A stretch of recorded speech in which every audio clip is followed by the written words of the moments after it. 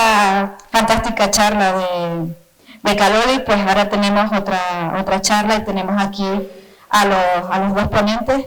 Antes de decir un par de datos de su trayectoria profesional, invitarlos, si no han ido, a la exposición que tiene el mismo título de la charla y que la pueden ir a ver a la Sala La Capilla en horario de 5 a 8 de la tarde hasta el próximo viernes, que se clausuran las jornadas. Si no han tenido oportunidad, pues les invito a que vayan porque vale la pena ver las fotografías, ¿no? Bueno, la conferencia de ahora será a cargo de Alejandro de Vera y Belén Caro Torti. Como les estaba comentando a ellos, he resumido bastante su trayectoria profesional porque los dos tienen unos currículum bastante amplios y bastante interesantes. Alejandro de Vera pues, es doctor en biología por esta universidad, licenciado previamente en la especialidad de biología marina. Desarrolla su principal línea de investigación en el campo de la biodiversidad marina en la región macaronésica, fundamentalmente referida al medio pelágico. Actualmente es conservador responsable del Departamento de Biología Marina del Museo de Ciencias Naturales de Tenerife, autor de artículos, publicaciones, proyectos I+D+I, evaluador científico en revistas especializadas, instructor nacional de buceo autónomo, presidente del Comité Científico de Sostenibilidad de la Federación Canaria de Actividades Subacuáticas y siendo también miembro del Comité Nacional FEDA y delegado de Relaciones Institucionales Científicas de la Confederación Mundial de Actividades Subacuáticas. Y bueno, y Belén Caro Torti, pues bióloga marina, ha colaborado en diferentes proyectos de investigación marina con la Asociación Tonina, del grupo BioEMAC de la ULL y EcoAgua de la Universidad de Las Palmas de Gran Canaria. Trabajó durante 3 años para la Sociedad Zoológica de Londres en el marco del proyecto para el estudio y la conservación del tiburón angelote de Canarias. Desde el año pasado trabaja como técnico superior en GESPLAN con el encargo para el programa de la Red de Observadores del Medio Marino del Gobierno de Canarias. Y bueno, luego además de todo esto, pues es fotógrafa submarina, deportista de Casa Fotosub en apnea, 2 veces campeona de España. A destacar como fruto de este hobby y su profesión ha publicado junto a 3 compañeros de deporte, Juan Carballo, Isidro Felipe y Cristina Camacho, una guía de identificación visual de barrigudas, cabosos y chupasangres de Canarias. Y olvidé pedirles disculpas en nombre de García Casanova, que era otro de los invitados a darle esta conferencia, pero bueno, por problemas de salud pues no puede estar hoy aquí con nosotros, como seguro que a él le hubiese gustado. O sea que, sin más, pues los dejo con los ponentes y disfruten de la charla.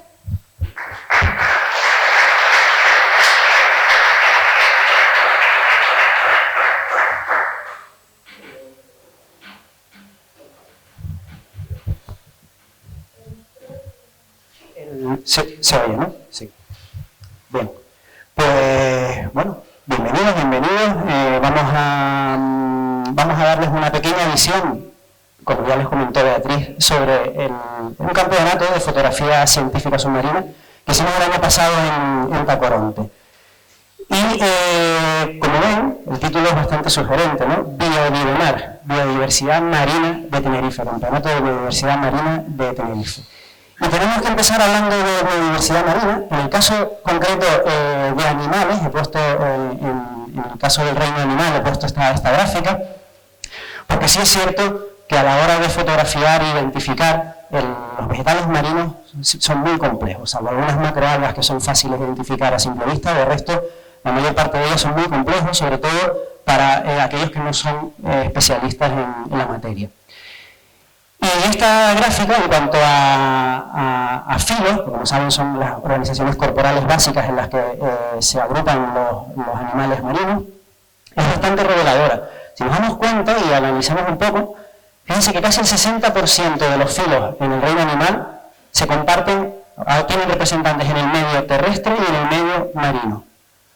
Mientras mientras que solo un 5% están en tierra, un 36% solo están en el mar, es decir, están las grandes organizaciones corporales básicas, digámoslo así, los primeros organismos a partir de los que luego ha habido una radiación evolutiva y diferentes especies.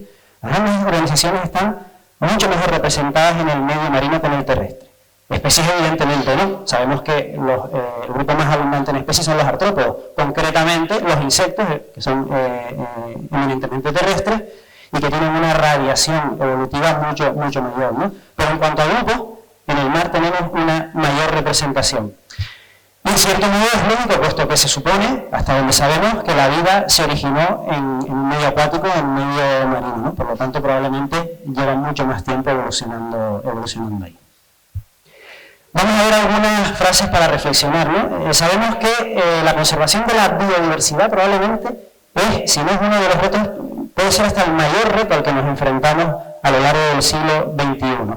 Y esto es así porque casi cualquier amenaza que tenemos en la actualidad, cambio climático, fragmentación de hábitat, desertificación y demás, se traduce en una pérdida de la biodiversidad. Y eso es a lo que creemos que tenemos que enfrentarnos hoy en día, solucionar esos problemas, pero siempre desde el enfoque de evitar la pérdida de la biodiversidad. Y también otra cosa bastante interesante es que últimamente hay una nueva, podemos llamarla así, disciplina científica, que es la ciencia ciudadana, que como saben es la participación de la ciudadanía en general, no exactamente de los científicos, sino la ciudadanía en general, en aspectos o en investigaciones científicas. Siempre, evidentemente, bajo la supervisión de los científicos. Esto no quiere decir que ahora cualquier ciudadano de a pie pueda dedicarse a hacer ciencia y a publicar lo que le dé la gana, puesto que estamos hablando siempre bajo la supervisión de la comunidad científica. Pero realizan un gran trabajo, una gran labor. Desgraciadamente, los científicos y las científicas no podemos estar en todos lados y no podemos observar todo, no podemos recolectar todos los datos que nos gustarían. Y la gente con cierto interés naturalista pues ayuda muchísimo a realizar esta labor, y se están haciendo muchísimas investigaciones también al respecto. Vamos también ahora a analizar algunas de las premisas que creemos necesarias para la conservación.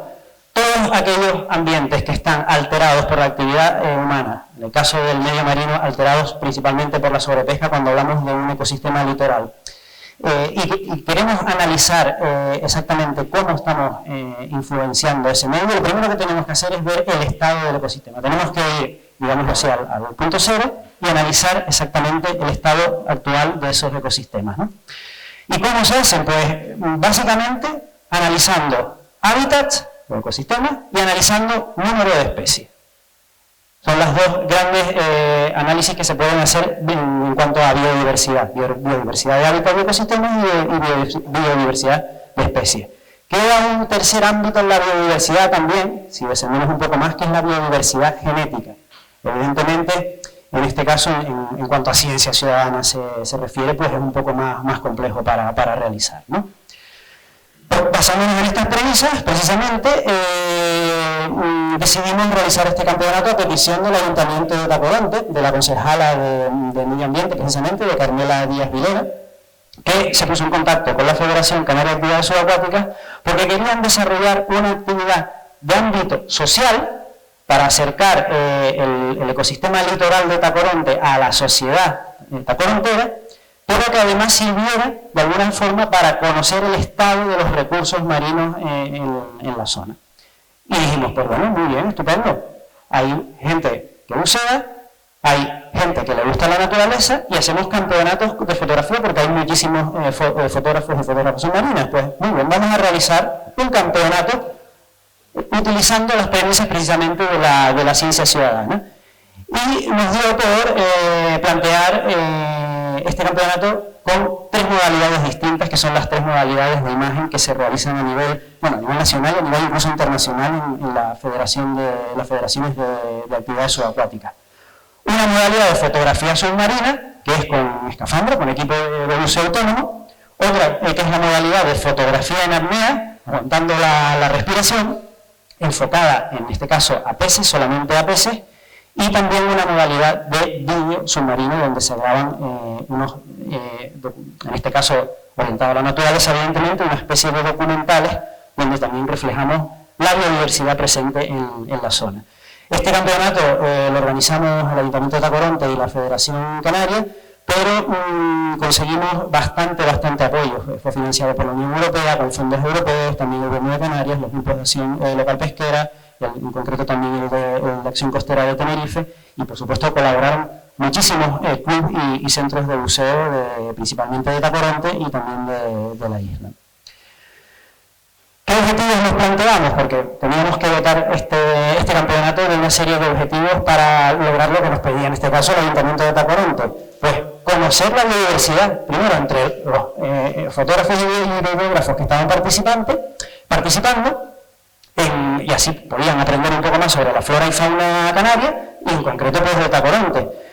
También era una manera de enseñar a estos participantes los aspectos para poder identificar y catalogar lo que estaban fotografiando, ¿no? No solamente era cuestión de hacer una foto, sino de saber exactamente qué estaban fotografiando. Y a través de esta actividad de ciencia ciudadana, con todos esos datos, podríamos intentar evaluar ya, o por lo menos hacer una primera evaluación del estado de los recursos marinos en esa zona, ¿no? En esta primera evaluación queríamos ya intentar establecer qué especies eran abundantes, qué especies eran raras, incluso algunas especies ocasionales, y tal y como veremos ahora dentro de un momento, incluso algunas especies de reciente aparición en la isla y posiblemente invasoras.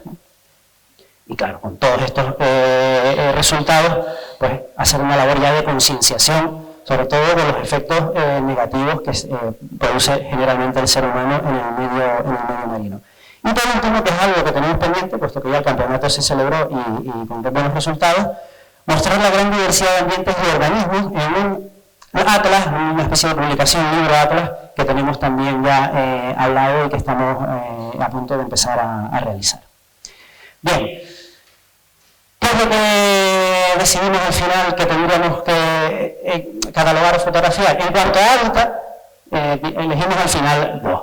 ¿Y cómo lo hicimos? Pues nos fuimos directamente a la normativa, fuimos a la directiva Hábitat, que saben que es una directiva que viene reflejada en la Unión Europea, que luego ya ha habido una transposición a las leyes en España, pero bueno, esta finalidad evidentemente es conservar y proteger sobre todo pues, aquellos ecosistemas que están amenazados en todos los territorios de la Unión Europea.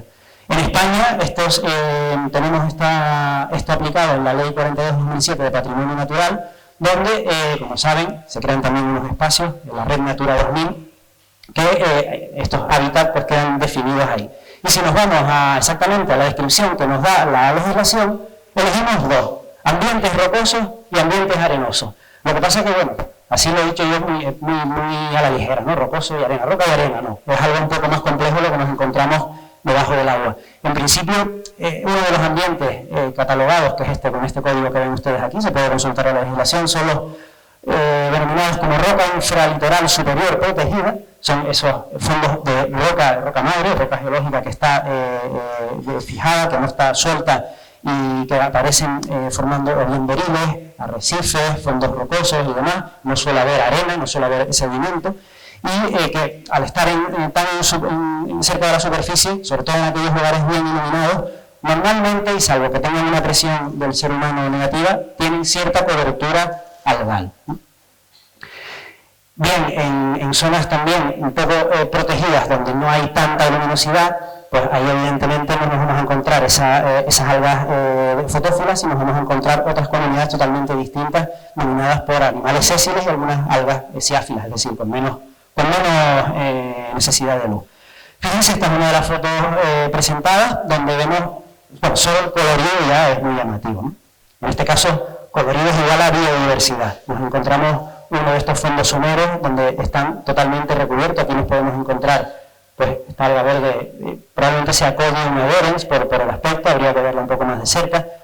Esta es muy reconocible, el musgo amarillo, Gongolaria abies marina, que, fíjense, es casi testimonial en este lienzo de algas, y es que desgraciadamente Gongolaria, en los últimos 30 o 40 años, las poblaciones han desaparecido en más de un 90%. Hay estudios sobre todo en Gran Canaria, en Tenerife está pasando exactamente lo mismo, y es un problema, pero bueno, está catalogada como vulnerable en el catálogo de especies amenazadas de Canarias, pero es un problema porque es un alga estructurante de los ecosistemas, es decir, Esta alga genera el ecosistema donde se van a asentar el resto de especies de la comunidad.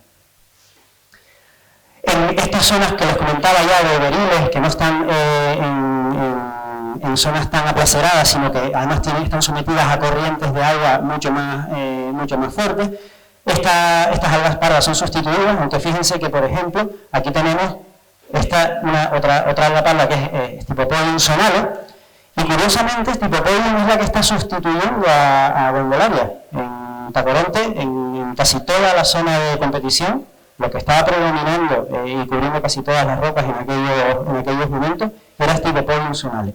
Evidentemente, y hasta donde sabemos, es un alga con un valor ecológico un poco inferior a Gondolaria, es decir, los organismos que puede albergar viviendo asociadas a ella no son los mismos ni en número ni en especies que los que se han hasta ahora catalogado en Gondolaria, ¿no? Fíjense, este es un ejemplo claro del fondo de Tacoronte ahora mismo, con Typhopodium dominando totalmente la estructura del ecosistema del fondo, ¿no? Bueno, pueden reconocer también aquí un tamborín, evidentemente peces verdes, muy habituales en zonas infralitorales someras, charcos, y luego primeras zonas del infralitoral. Curiosamente, y un detalle que nos indica que probablemente esta especie está muy bien representada en estos fondos, es que en esta foto estamos viendo solamente dos hembras juveniles, que son estos que ven aquí, con el punto negro en la parte superior del lomo, mientras que hay tres machos, ¿no?, alrededor. No es lo habitual, es una especie hermafrodita que normalmente los juveniles siempre son hembras y algunos de ellos luego se transforman en machos o desarrollan las gonadas machos, pero en este caso, en esta foto en concreto, estamos viendo más machos que hembras incluso. Otros fondos que nos encontramos en Tacoronte, en este caso desde el punto de vista geomorfológico, muy espectacular, que son esos basaltos, esas disyunciones columnares, que pueden apreciarse, bueno, fuera del agua los hemos visto por los órganos en La Gomera, ¿no?, por ejemplo, son este tipo también de estructura. Sabemos que se forman cuando la lava se enfría lentamente y se van generando pequeñas fracturas, y esas fracturas tienen esa forma de polígonos, normalmente suelen ser hexágonos, pero a veces tienen cuatro lados, en este caso son de inferior, probablemente también por el nivel de enfriamiento de la lava. Se sabe que dependiendo del nivel de enfriamiento de la lava se forman unas estructuras o otras. En cuanto a el otro ambiente que hubo que fotografiar, en este caso fondos, lo que se conocen vulgarmente como fondos blandos, fondos arenosos, no especialmente arenosos, porque pueden ser fondos de roca también, pero roca suelta. La directiva Hábitat nos marca dos de ellos, ¿no? El primero es el que está generado por estructuras orgánicas, principalmente los famosos confites, que como saben son algas calcáreas rojas, con el nombre también conocido como el nombre de rodolitos, que tienen un crecimiento relativamente rápido, y que junto con el resto de conchas de moluscos y demás, cuando se fracturan, acaban por formar esa arena blanca amarillenta, que es de origen orgánico, no, en este caso no es de origen volcánico, y normalmente es un hábitat que se encuentra entre los 10, antes de los 10 metros, en algún charco podemos encontrar los rodolitos, pero lo normal es a partir de los 5 o 10 primeros metros hasta los 80 metros, ¿no? Es un hábitat muy peculiar. Si son grandes, parece un sustrato duro, pero si está muy fragmentado, estamos hablando casi de arena, ¿no? Y además tienen muchos recovecos, las algas calcáreas tienen muchos recovecos, por lo tanto ahí viven muchísimos invertebrados también. Esos invertebrados pueden llegar a generar un punto importante de biodiversidad en estas zonas, ¿no? Es un auténtico microcosmos, con una altísima diversidad de especies. Esta es un ejemplo de este hábitat que les comento. Estos que ven aquí están vivos, de hecho tienen los pigmentos fotosintéticos todavía, rojos, pero una vez que mueren, pues se les pierden esos pigmentos, quedan este aspecto blanquecino, y una vez también que se fragmentan, terminan por formar estas arenas de origen organógeno. El otro tipo de hábitat blando o de arenoso es aquel formado por sedimentos mucho más finos y que además en este caso suelen ser de origen geológico. Estamos hablando, cuando hablamos de los primeros metros de profundidad, son arenas muy finas que nos encontramos en zonas donde no hay una estabilidad muy grande, por lo tanto no nos vamos a encontrar ningún tipo de cobertura vegetal, no pueden crecer las algas ahí, estamos hablando de un arenal. Si nos sumergimos un poco más estas arenas, no suelen tener mucha materia orgánica, pero sobre todo cuando llegamos a la zona, pasamos los 15 o 20 metros de profundidad y estos arenales son horizontales, muy planos, nos encontramos habitualmente una comunidad de un pez, que es la anguila jardinera, que vive enterrado y pueden llegar a formar también pues, un auténtico jardín, la anguila jardinera. Bueno, enterrados podemos encontrar pequeños gusanos que son muy característicos también de este hábitat, ¿no? Aquí ven una de las fotos que representan perfectamente este tipo de hábitat. Aquí vemos que aparte de arena orgánica, pues también ya hay arena sedimentaria de origen volcánico. Y luego también se fotografiaron fondos mixtos, es decir, fondos donde se mezclan zonas de roca y en algunos recovecos bancos de arena. Ahí también vemos que hay una biodiversidad un poco particular que veremos en algunas fotografías, ¿no? Fíjense que en muchos casos son incluso berines de roca que albergan una comunidad de arena muy fina en la parte central, ¿no? ¿Y esto es un fondo mixto también? Sí. Bueno, dirán, ¿por qué si solo hay roca? No. Fondo rocoso se considera esto. Esto realmente no se considera un fondo rocoso. Fíjense que son callados, son cantos rodados. Esto se mueve. Esto es un fondo sedimentario. Y sobre todo cuando hay grandes tormentas y grandes oleajes, todo esto se mueve, se disturba muchísimo. Y bueno, aquí hay cobertura algal, pero no es una cobertura algal tan permanente como el que podemos encontrar en un fondo de roca. Luego sufre grandes transformaciones, ¿no? Aunque sí es cierto que aquí debajo hay una gran biodiversidad también de invertebrados. En la primera modalidad de fotografía submarina les dijimos a los participantes que tenían 7 grandes grupos para elegir. Evidentemente teníamos que agrupar a nivel, lo que consideramos grupos a nivel biológico, teníamos que hacer unas pequeñas agrupaciones para que se pudieran identificar y no complicar mucho el campeonato. Algas, esponjas, elegimos nidarios, gusanos, moluscos, crustáceos y equinodermos. Y estos 7 grupos tenían ellos que presentar a concurso 6 fotos. 4 eligiendo de estos 7 grupos y luego de hábitat 2, una de hábitat rocoso y otra de hábitat de fondo sedimentario. Esas 6 imágenes por participante son las que el jurado luego iba a valorar.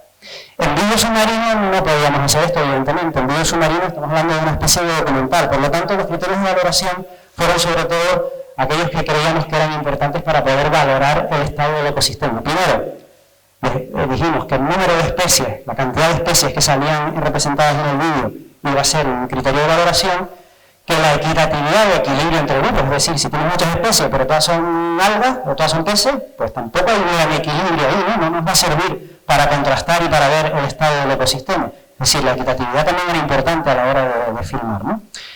Si encima aparecían especies bioindicadoras que considerábamos que nos indicaban el estado bien negativo o bien desde el punto de vista positivo del ecosistema, pues muchísimo mejor, ¿no? También se iba a valorar positivamente. Y luego, pues, aquellas especies estructurantes del ecosistema, aquellas especies que son representativas de ese ecosistema. En el caso de fotografía biosubmarina, la prueba se hizo el mismo día y se eligieron estos 2 puntos de inmersión, con algunos de reserva. Claro, el mar en el norte, pues ya sabemos cómo es, ¿no? Podemos poner una fecha para ir a la competición, llegar ahí ese día y estar, pues, la cosa muy mal. Entonces elegimos siempre unos puntos de reserva por si acaso, pero no, esto del mar estuvo más o menos bueno, creo que una sí se hizo aquí, pero la otra, si mal no recuerdo, creo que al final sí se cogió una zona de reserva, no recuerdo. En el caso de Casafoto, luego ya se los comentará, no se utilizan puntos, se utilizan una zona, ¿vale? Se elige una zona de competición donde pueden moverse por toda esta área para buscar los peces. La verdad que pasamos bien, ahí ven una foto de la competición de fotografía submarina, luego ya Belén les pondrá de Casafoto. Los resultados fueron estupendos. En cuanto a fondos rocosos, pues bueno, por nombrarles algunas especies que nos llamaron mucho la atención, Dictiota es una alga que, como ven, de lejos casi es imperceptible, no es muy vistosa, pero cuando la observamos de cerca esa iridiscencia pues es muy llamativa, sobre todo además, dependiendo del oleaje y de cómo penetra la luz del sol en el mar, pues tiene unos colores muy llamativos. Esta, tuvimos dudas a la hora de valorarla, no estábamos hablando, nos recordaba una galaxaura, pero hablando con colaboradores del grupo de Marta Sansón en la ULL, además en la misma reunión de jurado rápidamente les envió Belén la foto, y nos dijeron que era Dicotomaria obtusata con mucha probabilidad, ¿no? Y es otra de las algas también calcáreas, también algas rojas calcáreas que se fotografiaron. En cuanto a ya animales, pues esponjas, la piscina aerófoba, que es una de las esponjas quizás más características que nos vamos a encontrar en el submareal, incluso también en cuanto a tamaño es la mayor de las que crecen en Canarias, en la zona infralitoral. Fíjense, pues bueno, en un fondo rocoso de repente nos podemos encontrar con este berenjenal tan bonito. Algunos son mucho más extensos, evidentemente, pero contrastan mucho con el fondo, ¿no? Y también apareció Protula tubularia, que es un poliqueto, es un serpulio que vive, es muy pequeñito. Esto están viendo una foto, un macro y una foto de un animal que puede medir aproximadamente 3-4 centímetros, no más, ¿no? Cuando está tranquilito, en el tubo este que fabrica, pues saca este penacho que le sirve tanto para respirar como para captar las sustancias de las que se alimenta. Y esta babosa que ven ustedes ahí está creciendo precisamente sobre Aplysinia aerófoba, sobre la esponja amarilla que vimos antes. ¿Y por qué vive ahí? Porque se alimenta de ella. Aplysinia tiene muchísimos compuesos tóxicos, no hay casi nadie que se la coma. Es una esponja que tiene tantos compuestos tóxicos que no se la come ningún organismo, excepto algunas babosas. Las babosas en este mundo se comen todo lo que no se come nadie, todo aquello que es incomestible se lo comen las babosas marinas, ¿no? Y esta pues también. De hecho, fíjense el color que tiene. Este color lo adquiere precisamente por la esponja de la que se alimenta. Cosa además que le viene estupenda, porque encima pasa desapercibida. Como tiene esta capuchón aquí, pues muchas veces si no estamos muy pendientes, casi ni lo vemos. Podemos detectarla porque nos vemos la esponja mordida. Nos vemos que la esponja cambia de color y es porque ha estado pues comiéndosela. También la langosta canaria, que bueno, la conocida como langosta canaria, que realmente si somos muy estrictos ni es langosta ni es canaria, ¿vale? Aunque no lo parezca. Las verdaderas langostas conocidas, que además adquieren su nombre, son los maros. Y bueno, tampoco es canaria, puesto que es una especie que también está en el Mediterráneo, está distribuida por la costa africana y demás. Sí es cierto que tiene mucha importancia aquí en Canarias, de hecho está catalogada como amenazada en el catálogo de especies amenazadas de Canarias por ser de interés para los ecosistemas canarios. No se puede pescar. Yo no la he probado nunca, creo que es muy buena, muy sabrosa, pero está totalmente prohibida su captura. Si estamos en algún restaurante y en un acuario nos vemos esta langosta, ¿qué podemos hacer? Bueno, en principio nada. Puede ser que sean de cultivo o que las hayan traído de otras partes del mundo, ¿vale? Lo que no puede ser esta langosta es capturada en Canarias. Eso sí hay que tenerlo en cuenta, está protegida. Y luego nos llamó la atención encontrarnos este cangrejo, Cronius rubro. Esto es un cangrejo de muy reciente introducción. Hasta hace muy pocos años no existía. Y de repente empezó a verse en algunos puntos de la isla, en el sur, en las Heras, creo que fue la primera vez que lo vi yo, porque ahora ya prácticamente está por todos lados. ¿Es invasor? Pues probablemente sea invasor, no sabemos todavía cómo está afectando al ecosistema. Es un depredador, vamos, yo creo que come hasta peces con las pinzas, captura peces y es un gran depredador, ¿no? Hablando con José Antonio González, con Pepe Solea, un colega que precisamente es especialista en este grupo de animales, él me decía, hombre, la solución es fácil, o relativamente fácil, y además muy buena, muy rica. Es que está muy bueno, muy sabroso, ¿vale? Tenemos que intentar de alguna forma, bien con trampas selectivas, no sabemos cómo, pero bien con trampas selectivas o bien con algún otro tipo de pesca, método de pesca, pescarlo porque puede ser hasta un recurso alimenticio en este caso. Vemos otro pequeño camarón. Este camarón en concreto es además de la misma familia que el camarón de charco, es un palemónido, lo que pasa que el braquicarpus pues vive a mayor profundidad. Normalmente lo podemos también encontrar a poca, pero normalmente lo vamos a encontrar a un poquito más de mayor profundidad, muy característico por las pinzas tan largas que tiene con esa coloración, ¿no? Que aparezca con relativa frecuencia, pues también es un indicador de un ecosistema sano. Y en cuanto a equinodermos en fondos rocosos, se consiguió fotografiar al menos dos especies.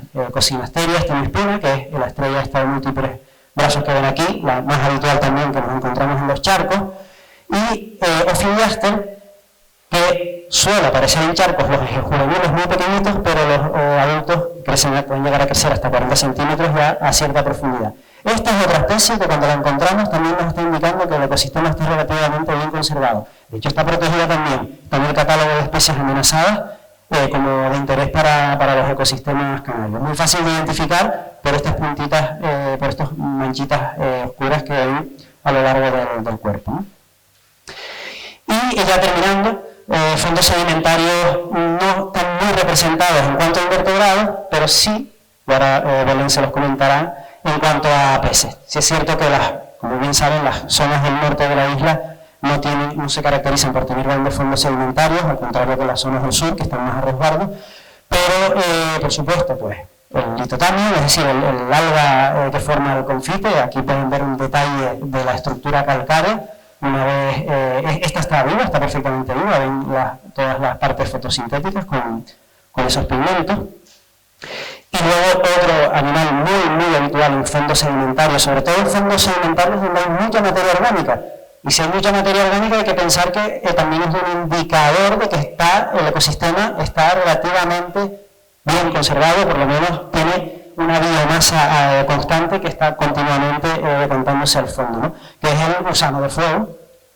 Hermodice carunculata, porque además el nombre ya lo dice todo, la carúncula, que es esta región de aquí del cuerpo, en el prostomio, en la cabeza, tiene esta estructura tan marcada, es la mejor forma que tenemos de diferenciarlo de dermatoide, que es el otro gusano de fuego que nos encontramos en las islas. Se alimenta de toda la materia que nos vamos a encontrar en el fango. Por lo tanto, suele vivir sobre todo en fondos sedimentarios. Y si alguna vez lo ven, lo pueden ver en cualquier charco, por cierto. Es habitual estar en un charco, sobre todo debajo de las piedras. Bueno, aprovecho por favor para decir, procuren interactuar siempre lo menos posible con la flora y fauna marina, con los ecosistemas marinos, y en un charco, con esto quiero decir que en un charco procuren no levantar nunca las piedras, ¿vale?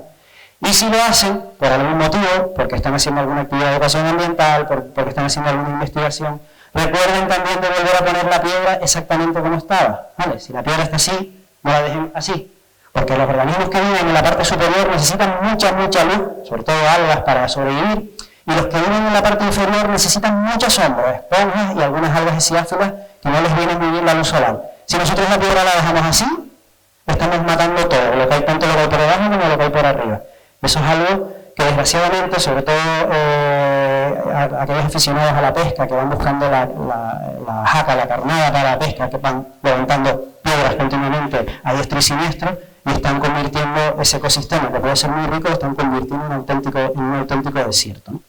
Bueno, pues como les comentaba, este gusano, si lo ven en algún charco, también me aconsejo que no lo toquen, porque estas quetas que ven aquí, estos pelitos, que no son pelitos, son quetas calcáreas, duras y además con cierto poder urticante. Se nos quedan pegadas a los dedos y bueno, pues pican un poquitito, ¿vale? Así que, bueno, ya lo de gusano de fuego, el nombre ya lo dice, ¿no?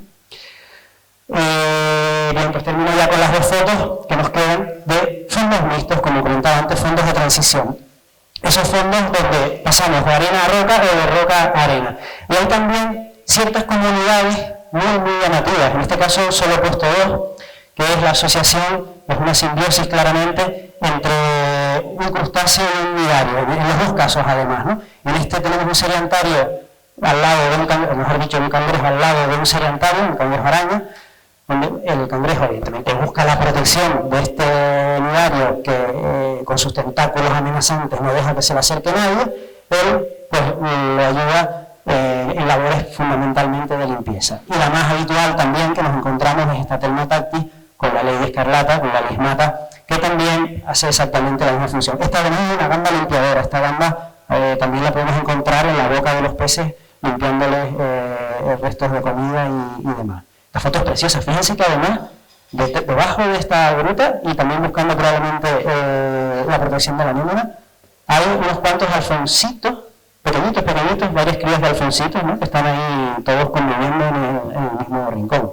Así que, pues nada, con el pulpo, les dejo como fondo de transición, no es que sea fondo de transición, es que hay un organismo que nos lo vamos a encontrar en cualquier lado, ¿no? Los cefalópodos principalmente, pulpos, sepias y demás, pueden recorrer fondos tanto arenosos como sedimentarios buscando su principal alimento. Con lo cual, en el mar, al igual que en tierra, no todo es roca, no todo es arena, no todo vive en roca, no todo vive en arena, ¿no?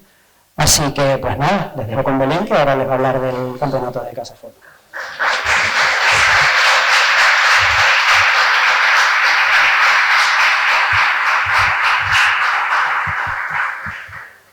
Buenas tardes. Gracias, Alejandro. La verdad que estaba tan entretenida que casi se me ha pasado la hora y el tiempo embobada y recordando además pues todo este evento, ¿no? Que fue el año pasado en agosto. Y como os ha explicado Alejandro, hubieron 3 competiciones diferentes, ¿no? Todas en torno a la imagen submarina. 2 de ellas, fotografía y vídeo, las tuvimos que modificar un poquito en cuanto pues, a las bases, a las normas del concurso para adaptarlo a estos objetivos de mostrar la biodiversidad de los fondos de Tacoronte, pero después hubo una tercera competición de una disciplina deportiva que es el cazafoto, que no tuvimos que modificar en absoluto. Y bien, os voy a explicar un poquito de qué se trata esta disciplina deportiva, ¿no? Pues es fotografía submarina en apnea y el objetivo básico es cazar, entre comillas, diferentes especies de peces en un lugar determinado, ¿no? Entonces, hay 3 ámbitos importantes que tienen que compensarse y tienen que dominarse para poder competir en esta disciplina, que sería, por un lado, pues, la fotografía submarina, las técnicas para poder fotografiar los peces, la apnea, el poder hacer todo esto utilizando una sola respiración, ¿no? Aguantando la respiración, que es un pequeño detalle que a veces es importante. Y pues este tercer punto, que quizás es lo que más me ha llamado a mí la atención, quizás pues porque soy bióloga y es lo que me ha gustado siempre, ¿no? ¿Qué es? Hola, creo que se ha quedado esto sin tira, ¿puede ser? Si se me oye así, puedo seguir hablando.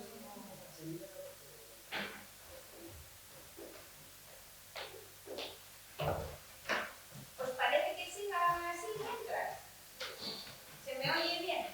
Pues la tercera modalidad, bueno, el tercer ámbito, que es el que más a mí me ha llamado la atención, es el conocimiento de la cantidad o de las diferentes especies de peces que puede haber en un lugar determinado, y no solo conocer qué especies puede haber, sino dónde vive cada una de las especies, qué comportamientos tienen, porque es lo que más me interesa a mí para poder encontrarlas y fotografiarlas. Que por cierto, solemos tener 5 horas seguidas para hacer una competición en un lugar determinado. Vale, entonces, los principios de la competición es: cuantas más especies tengas, el mayor número de especies que puedas sacar en una competición, mayor probabilidad tienes de conseguir más puntos y por lo tanto ganar. También, pues en cuanto a la fotografía, la mitad del número de especies que uno presenta en una competición puede valorarlas un jurado, artísticamente, subjetivamente, o sea, ya no solo en cuanto a que he sacado 20 fotos de 20 especies diferentes, sino que 10 de esas 20 especies las puedo presentar a que pues, personas entendidas en fotografía submarina las valoren y conseguir más puntos todavía. Y una tercera cosa, ¿ya? ¿Hola? ¿Hola?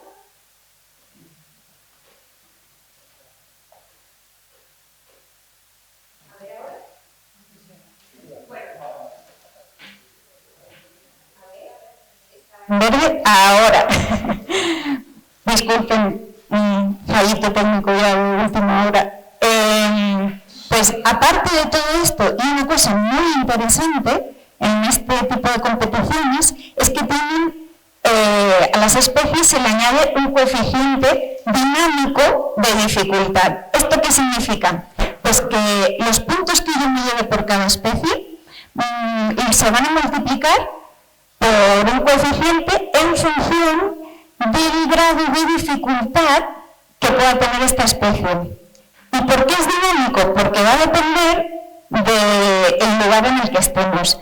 Normalmente estas competiciones aquí en Tenerife no se suelen hacer en este vertiente de la isla porque suele estar peor, es más complicado encontrar vías para ir al agua, puede llegar a ser un poquito más peligroso si hay mar de fondo y sin embargo del otro lado de la isla pues tenemos condiciones favorables casi todos los días del año.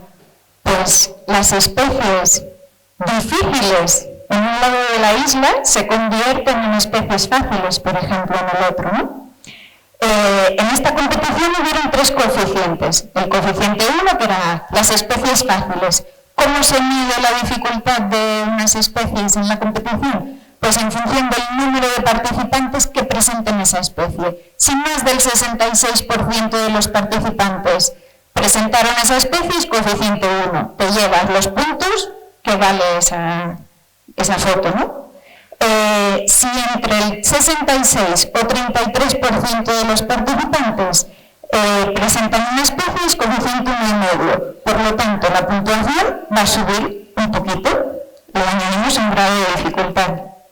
Y ya, si menos del 33% de los participantes han presentado esta especie nada más, asumimos que o bien porque es una especie muy escasa o porque sea muy complicada de encontrar, o a lo mejor no encontrar sino sacarle la foto porque sea una especie muy tímida, por ejemplo, pues iría coeficiente 2 duplicando los puntos de cada una de las especies. Entonces, hay una serie de requisitos. Para poder presentar una especie y que esta valga, la foto del pez tiene que estar entera.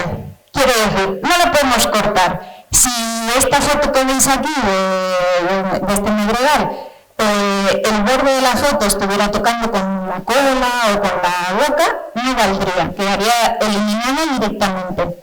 Pero después hay otro puntito más, que es que el ojo, bueno, por lo menos tiene que verse un ojo del pez, porque hay veces que si los peces se van y nosotros sacamos la foto y le sacamos la cola, ¿no? Digamos, pues si no se ve el ojo, esa foto no vale. Le pone ahí un poquito más de INRI, ¿no? A la competición. Y después, ya por último, es que el ojo tiene que estar a foco. Ya así para rizar el rizo, ¿no? Pues ya hablando de especies, del número de especies a presentar, hay una cosa bastante importante, que es que cada foto de cada especie tiene que mostrar las características identificativas de una especie que nos permita identificarlas, porque si no, no se puede presentar. Entonces, os puse esta foto justamente para explicaros eso, cómo se nos complica a veces el poder llegar a identificar a nivel de especie. Yo os he dicho que es un medregal. Sabemos sí o sí que esto es del género Seriola. Ahora, los medregales, y sobre todo cuando son juveniles y pequeñitos como este, son muy complicados. Nos dan muchos dolores de cabeza. Podría ser un numeril, podría ser un fasciata. Yo creo que eso no es un fasciata, pero nunca lo podremos saber. Entonces, a pesar de esta foto preciosa, todavía no se podría presentar a una competición. La zona de competición, como dijo mi compañero, antes fue en el PRIS, ahí la tenéis marcada, tenéis una foto pues de cómo se ve desde tierra y una foto casi aérea, sacada desde el club. Tuvimos en esta zona, en esta área que está marcada, diferentes tipos de fondo, pero es verdad que un fondo que nos suele dar muchísimo juego en cazafoto y en cuanto a las especies, que es el fondo arenoso, era bastante escaso. Teníamos cuevas, teníamos rocas, teníamos cornisas, teníamos toda la orilla, que encima tuvimos muchísima suerte, muy buen tiempo, y pudimos aprovechar hasta la cota cero, literalmente fuera del agua, sacando barrigudas y cabosos en los charcos, ¿no? Se presentaron, vamos con los resultados así, se presentaron 15 parejas, o sea, 30 personas en total, 5 horas, buscando especies en este área determinado. Presentaron un total, o presentamos, porque yo participé en esta competición, un total de 3.985 fotos, casi nada, para gestionar toda esta cantidad de imágenes. De todas esas fotos se presentaron 533 como selección. De esas 533, 271 fueron valoradas artísticamente y subjetivamente por un jurado, ¿no? Y tuvimos un total de 56 especies de peces diferentes en este área, ¿no? Cosa que fue bastante interesante. Y esto que os muestro ahora, así rápido, son los premios en las fotos mejor valoradas de los 3 coeficientes. Ahí, escondido entre algas, podéis ver un rascáceo, el más común que podemos encontrar aquí, que es Scorpenia maderensis. Coeficiente 1. Con hacer un poco el ojo, porque se camufla muy bien, se puede encontrar una de las fáciles, digamos. Coeficiente 1,5, una barriguda. Parablenus goreensis.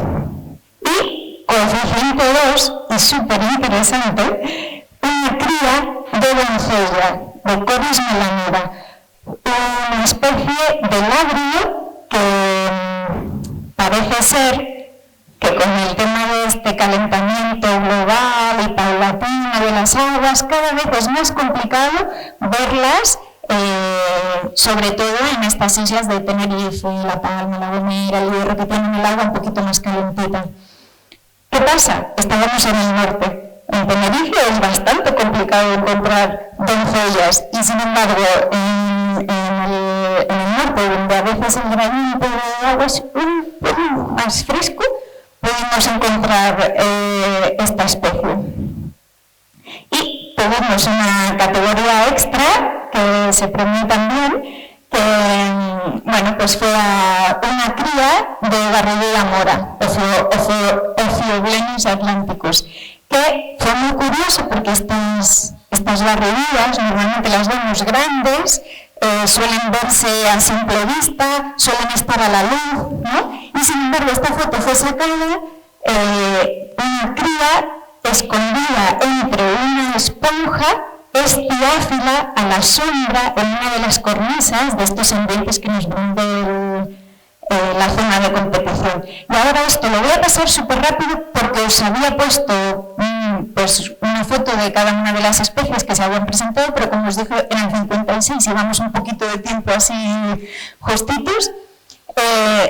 Ahora os paso así rápido todas las especies de coeficiente 1, las fáciles, digamos, las que estaban ahí, como la palometa, la boga, la oblada, sardinas, el apodón y el alfonsito, que antes hemos visto una foto muy bonita asociados a un anémone, la cabrilla pintada.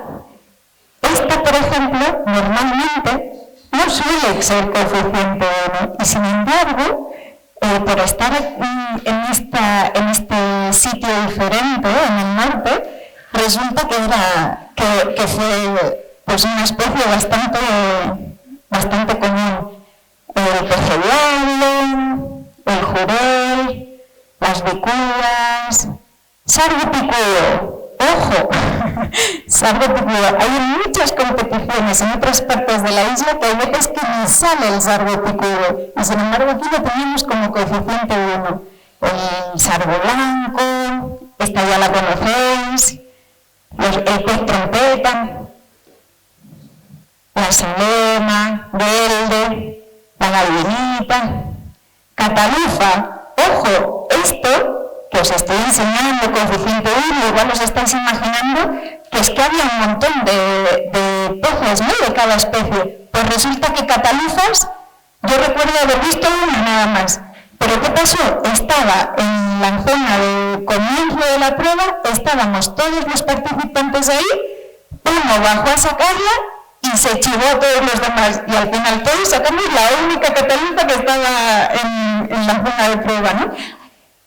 Los coeficientes de dificultad nos pueden dar un poquito de información o nos pueden ayudar a hacernos una imagen de lo que puede haber en el fondo en cuanto a qué es más frecuente o qué es más abundante, pero siempre hay que cogerlo con pinzas, porque muchas veces tenemos casos como este, ¿no?, que nada más lejos de la realidad. La abeja, pues esta la conocemos todos, este ya lo habíais visto. El agave, otra de las especies que sorprende que sea coeficiente 1, no suelen ser tan comunes, o el romero, que si bien es común en la vertiente norte de la isla, no es tan común donde solemos hacer las competiciones, ¿no? Para nosotros, haber encontrado un romero al principio, estábamos todos contentísimos. ¡Wow, sacó un romero! Y resulta que todos lo habíamos sacado porque estamos acostumbrados a tener que estar buscándolo mucho, y sin embargo aquí había un montón.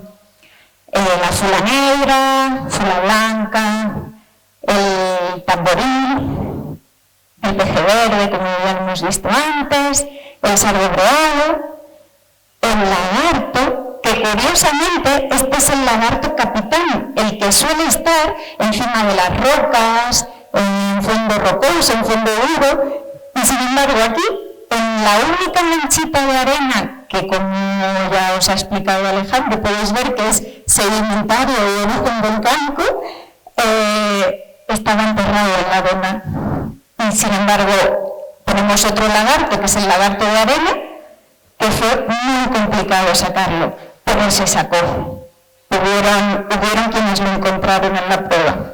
El tripterigio, pues la barriguda edecresta, Scarpella cristata, y este chupasangre, que es muy preciado entre los cazafotos, siempre nos estamos dejando los ojos para encontrarlo, y fue coeficiente 1, todo el mundo lo sacó, estaba lleno de esta especie, ¿no? Fue una prueba muy disfrutable en ese sentido. Y ya pasamos al coeficiente 1,5.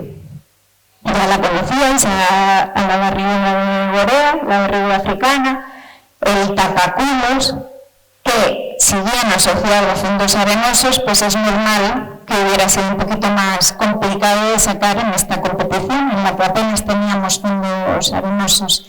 Aquí tenéis un gobio que es muy especial el haberlo encontrado. Normalmente estos gobios están en cuevas y por debajo de los 30-40 metros. Es más, yo en Tenerife no lo había visto nunca hasta ahora. Y sin embargo aquí los estábamos sacando a 8-9 metros, pero teníamos tantos ambientes de cuevas con un fondo de arenita, como podéis ver aquí, que resulta que encontramos muchos de estos, bastantes, porque ni siquiera fue un coeficiente 2, un coeficiente 1,5, o sea que gran parte de los participantes lo encontraron y lo pudieron fotografiar.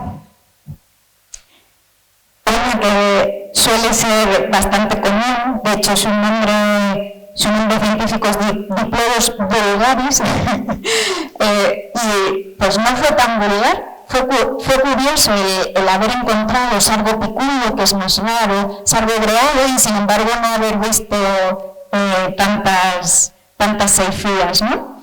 Luego tenemos otro tipo de barrigudas que probablemente esté lleno la orilla, pero la orilla del norte siempre hay olas, siempre es más complicado, y estas barrigudas están, cuando digo cota cero, es que se quedan por fuera del agua. En lugar de peces parecen anfibios estas especies, ¿no? Como esta Triloides.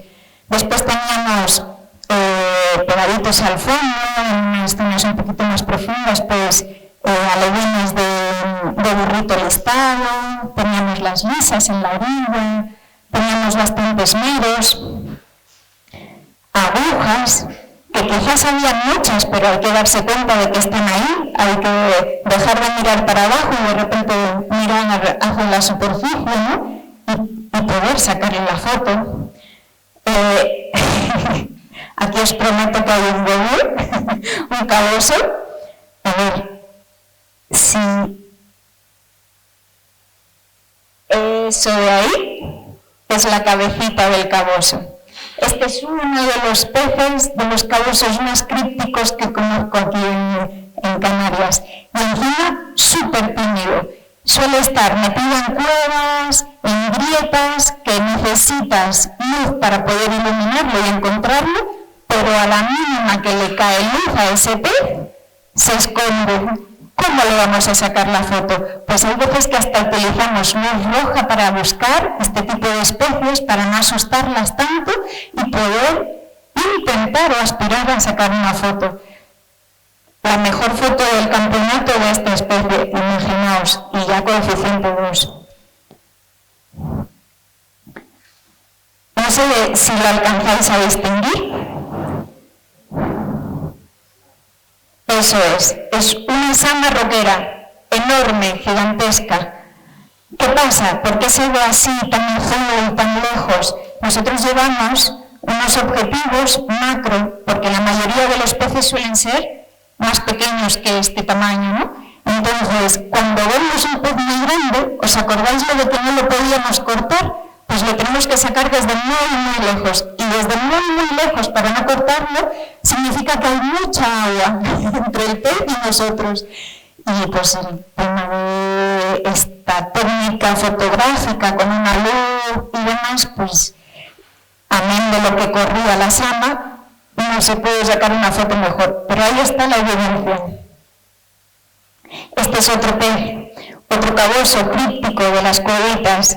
Diodorus kochi es uno de mis favoritos y se pudo sacar bien. Como veis, otra vez en cuevitas, fondo de arena, esto da mucho juego para encontrar especies pequeñas.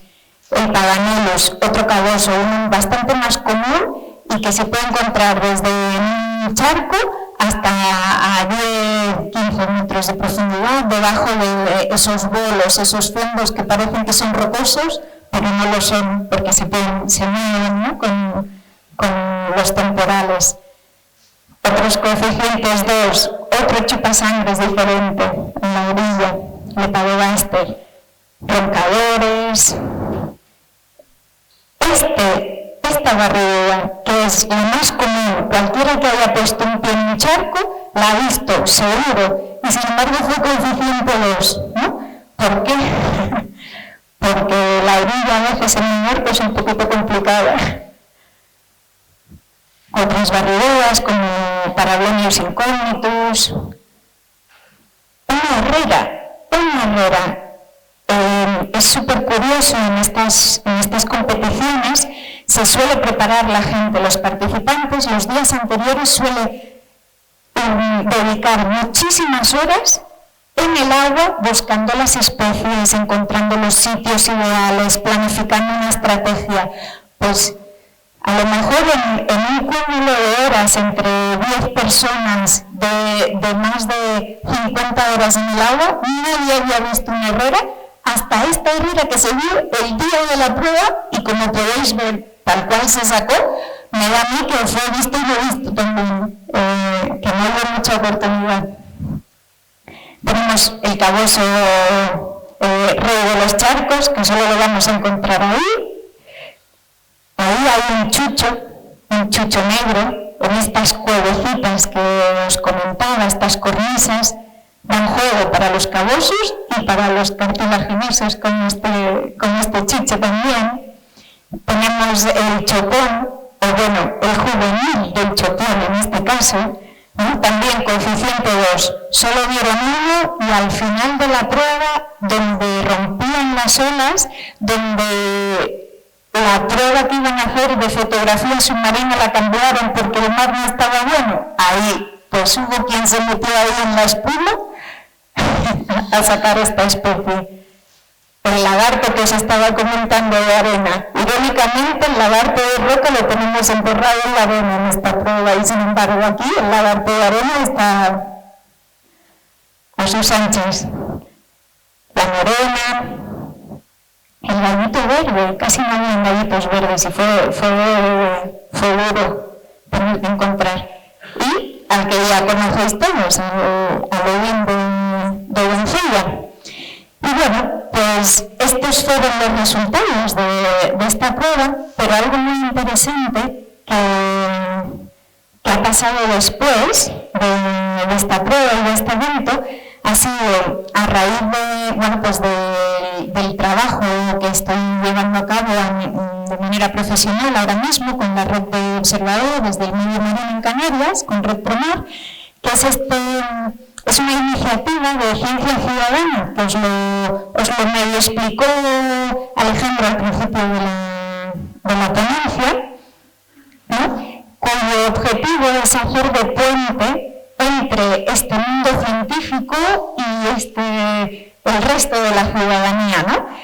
Pero además en los dos sentidos. Y bueno, pues además de estar desarrollando un montón de materiales divulgativos de libre uso, al alcance de cualquiera, también tiene una plataforma de registro.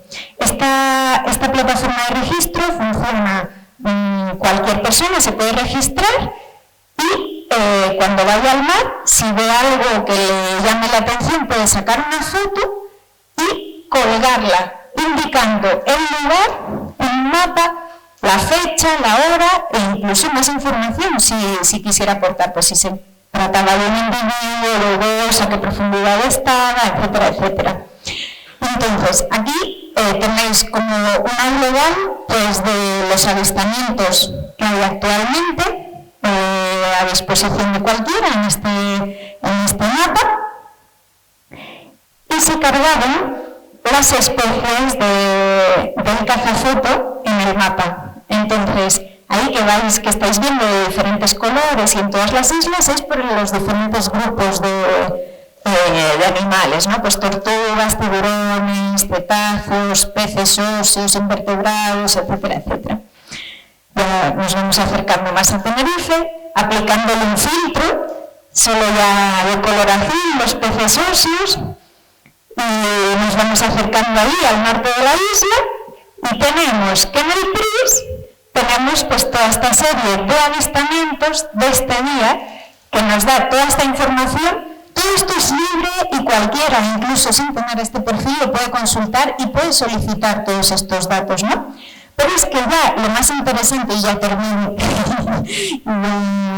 es que a través del Comité Científico de la Federación no solo se ha cargado esta competición, sino que todas las competiciones de cazafoto que se están haciendo se van cargando posteriormente una colaboración entre la Federación de Actividades Subacuáticas de Canarias y Red Promar, aportando y contribuyendo con una información tremendamente interesante, además de valiosa, ¿no?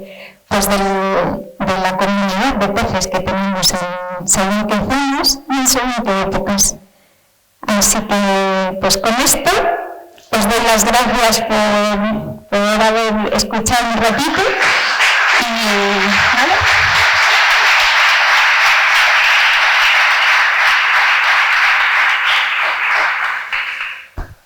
Yo no sé si tenéis alguna pregunta para Alejandro, para mí, de lo que os hemos contado.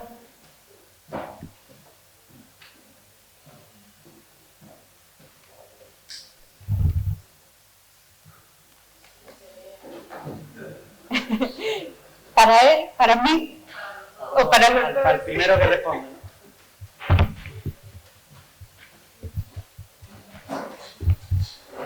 Hola. Yo que llevo toda la vida siendo voluntaria, para mí todo el tema de ciencia ciudadana me parece maravilloso, pero me plantea dudas, y además son dudas trasladadas por otras personas que no están tan acostumbradas ni al voluntariado ni a las nuevas tecnologías, ¿vale? Entonces, mi pregunta es si estos maratones de fotografía no generan impactos también, Y en principio esa es un poco la principal, es decir, el saber si, porque RedPromar para mí es un puntazo y me encanta, pero no todas las líneas de investigación o no todas las líneas de conservación están tan de acuerdo con la ciencia ciudadana. Puedes saber en esa línea.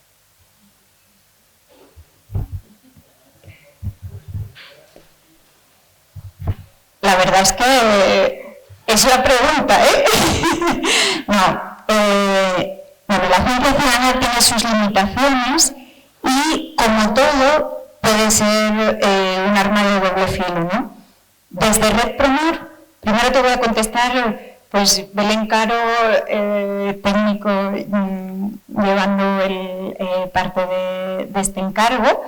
Tenemos muchísimo cuidado, no solo cuando divulgamos de cara a esto, sino cuando hacemos llamadas a la acción, cuando pedimos que se registre, incluso en las fotografías o los avistamientos que se validan y que se muestran, de cara a siempre educar. Contamos además con una guía de buenas prácticas, justamente para no pasar, no transformar lo bueno o esto bueno en algo que se nos dé, no darle la vuelta a la tortilla en ese sentido. Y ahora, como Belén Caro, la deportista de caza Photosub o la bióloga a nivel personal, fíjate que el cazafoto, que estamos aguantando la respiración, que necesitamos sacar una foto antes de que el pez se vaya, que además necesitamos identificarlo, ¿no?, a nivel de especie, creo que de toda la fotografía o todas las actividades de imagen submarina que pueden haber, es de la que menos impacto tiene, porque ni aunque quisiéramos, no podemos quedarnos ni revolver, ni tocar, no nos da ni tiempo ni nos interesa en absoluto.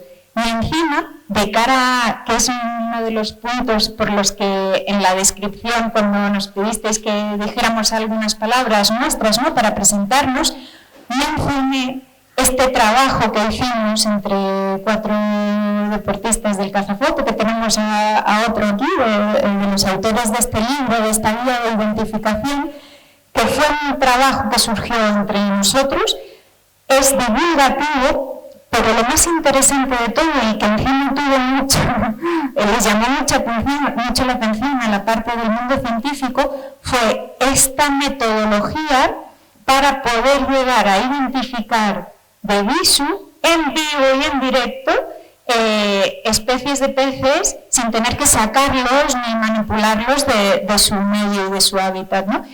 Y a nivel personal ya es un objetivo el seguir trabajando en vincular toda estos conocimientos que hay, estas claves de identificación de diferentes especies, incluso lo del madrigal que os comenté, ¿no? Si yo ese pez tal cual lo tenemos muerto en una bandeja, se puede identificar hoy por hoy, porque hay información para ello, y lo que estamos intentando hacer es vincular esa información que ya existe con la información que podemos recoger de los ejemplares vivos y con la fotografía, que hoy en día las tecnologías han mejorado y están al alcance de todo el mundo, porque muchas veces en vivo y en directo se pueden conseguir muchísima más información que de un animal fijado al margen y de el impacto que puede tener y el estudio de la vida de esa otra manera, ¿no? Y mi objetivo personal es ir caminando hacia ese disfrute desde mi punto de vista como coleccionista o como bióloga, no tan invasivo en el medio. Bueno, por aportar algo más también, dense cuenta que incluso en los campeonatos de fotografía submarina, una de las premisas es que no se pueden presentar fotos donde se vea que el ejemplar ha sido manipulado, pero más allá, o que haya sospecha de manipulación. Ya no que se pueda demostrar fehacientemente que ha sido manipulado, sino que haya sospecha. Y por lo normal, un animal fuera de su hábitat, aunque casualmente el fotógrafo lo haya encontrado ahí porque ha pasado, es que estaba ahí, sí, bueno, estaba ahí, pero no es su hábitat, y al no ser su hábitat hay sospecha de manipulación, ¿no? Entonces esas cosas se suelen penalizar bastante, aunque los fotógrafos luego se cogen unos cabreos que no veas con eso, pero se suelen penalizar bastante, ¿no? Y luego también es cierto que como federación de actividades subacuáticas, hay actividades subacuáticas que sí que tienen impacto. O sea, hacen también campeonatos de pesca submarina, porque la pesca submarina, nos guste o no, es una actividad regulada y es una actividad subacuática. Ahí sí, ahí se dispara con un fusil a los peces y claro, lo que pasa es que, bueno, queremos pensar que es un impacto puntual y además que es una cosa inevitable. Es decir, no puedes decirle a la gente que no pesque, entre otras cosas, porque está regulado para que se pesquen. Así que, okay.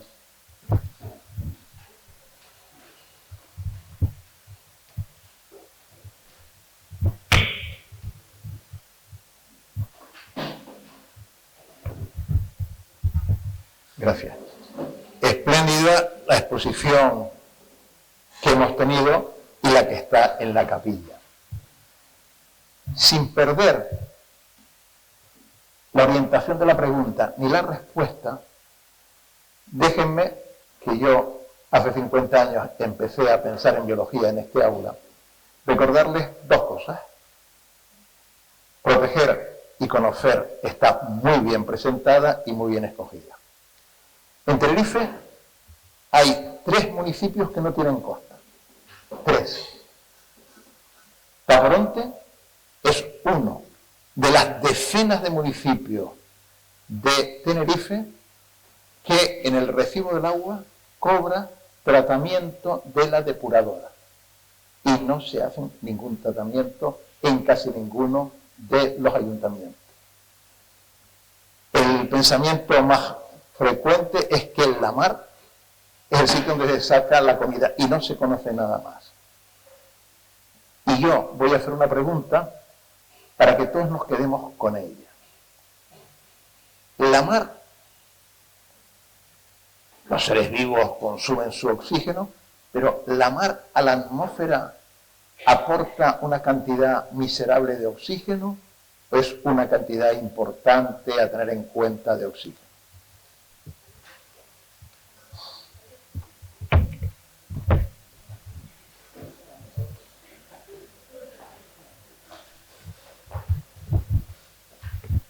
Bueno, Carlos, en este caso como plantólogo te respondo yo. El océano aporta a la atmósfera, según las estimaciones y según los estudios, entre el 70 y el 80% del oxígeno que respiramos. Es decir, aunque muchas veces en las noticias oímos que, pues, yo que sé, cosas como que el Amazonas es el pulmón del planeta, eso es una falacia total. El Amazonas es un ecosistema maduro y como todos los ecosistemas maduros, todo el oxígeno que se genera ahí se consume también ahí por los organismos que ahí viven, ¿no?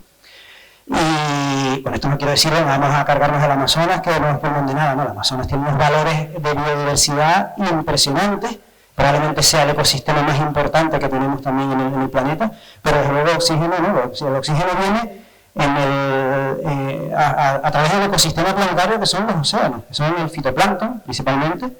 Han generado el 70% del oxígeno que respiramos y que continuamente lo están regenerando, ¿no? Y que además contribuyen precisamente al cambio climático porque una vez que mueren se depositan los carbonatos que componen el cuerpo, se depositan en el fondo y generan sedimentos. Por dentro de millones de años volverá a ser petróleo otra vez ahí debajo, ¿no? Así que sí, evidentemente, pues sí.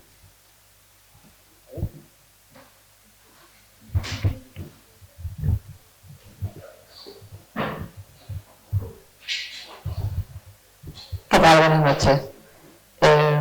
Una pregunta súper interesante porque yo vivo en Tacoronte hace muchos años y buceo también y la verdad es que muchas de las especies que están ahí, ni idea de que estaban. Pero también me resulta curioso que yo siempre, desde que estoy viviendo allí, que llevo más de 20 años viviendo en Tacoronte, siempre se ha oído que el PRIS estaba esquilmado por la pesca y que no había prácticamente vida, y viendo esta presentación da la sensación de que no es así, o no tanto, o se ha recuperado. Entonces me gustaría saber si realmente o no es tan exagerado lo que comentan, o es que se ha recuperado porque se ha regulado de alguna manera esa pesca que había, porque antes pescaban de todas maneras, o sea, arrastrando con nasas ilegales, había de todo un poco allí en el PRIS, ¿no? Y viendo esto da la sensación de que o ya no es así, o nunca ha sido así y lo han exagerado, no lo sé. Entonces, que me gustaría saber un poco sobre eso.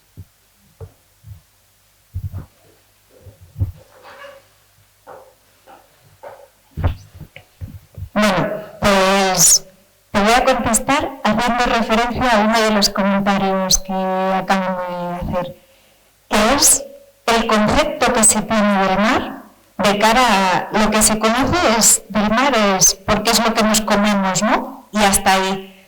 Muchas de las especies que has visto aquí, que hemos enseñado ahora del PRIS, no son especies de interés comercial, no suelen ser capturas, o por lo menos no lo eran. Hay algunas que según se van modificando las comunidades, pues empiezan a ser de interés cuando antes no lo eran y demás.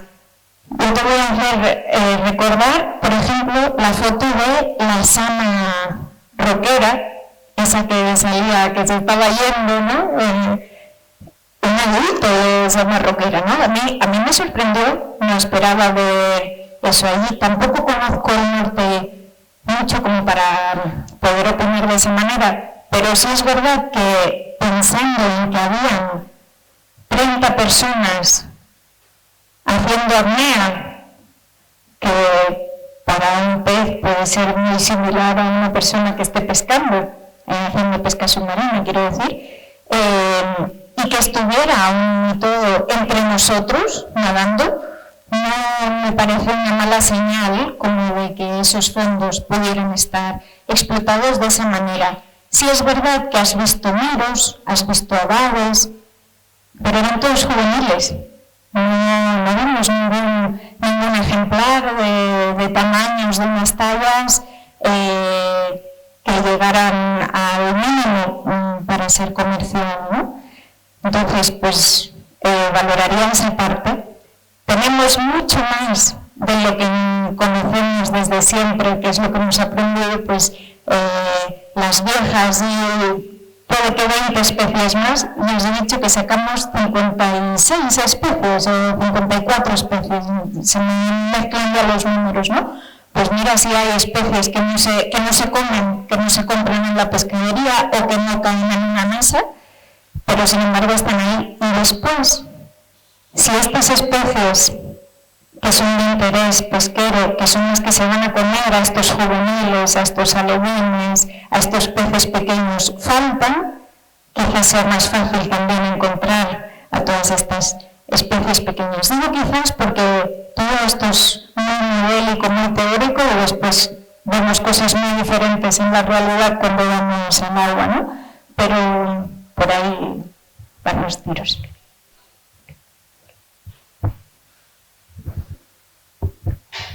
Bueno, la última pregunta y ya con esta cerramos.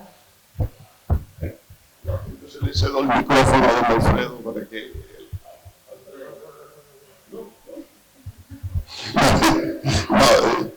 Simplemente lo mismo que dije la vez anterior. Cuando se disfruta con el trabajo, el efecto es la pasión.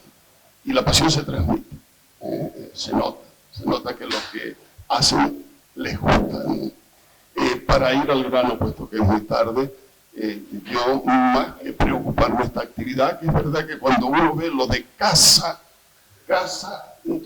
ya piensa en cazadores y ciencia ciudadana, y creo que lo sé, pero no lo sé, y en fin, es un tema delicado, pero tú lo has explicado muy bien.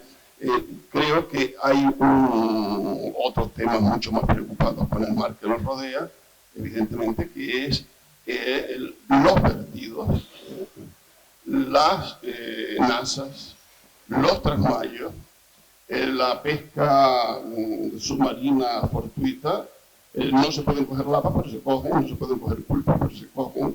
Es decir, creo que eso es mucho más peligroso que esta actividad, en la que yo no la disocio de la docencia. Creo que es una oportunidad magnífica para enseñar, máxime cuando se hace a pulmón libre, ¿no? Eso, en fin, perseguir un pez no es fácil. No es fácil con una botella, ¿no? Y unas aletas buenas, pues hacerlo a pulmón libre, la verdad que tiene muchísimo mérito. O sea que lo celebro y desde luego un tema del que no se habla, que es el tema sanitario, que está asociado a los vertidos de los emisarios. Simplemente está reconocido por la propia administración cuando uno entra en los mapas de Graficano, la cantidad de emisarios que están en los rojos, amarillos y verdes, la cantidad que están en rojo. Se hacen depuradoras, como es en el caso del Valle de Wilmer, que ha costado 15.800.000 euros, que no están funcionando. Sencillamente porque se ha hecho para lavar la cara, porque sistemáticamente nos está multando la Comunidad Europea por el incumplimiento de todo este tema. Ese es un reto a corto plazo, que además ya ha enseñado la patita en diferentes ocasiones. Ha habido meningitis, se cierra el médano periódicamente, en la playa del Cabezo ha habido infecciones serias, y esto es un tema que antes o después habrá que meter de mano, porque se volverá contra nosotros, que es lo que es donde más duele. La sanidad es importantísima.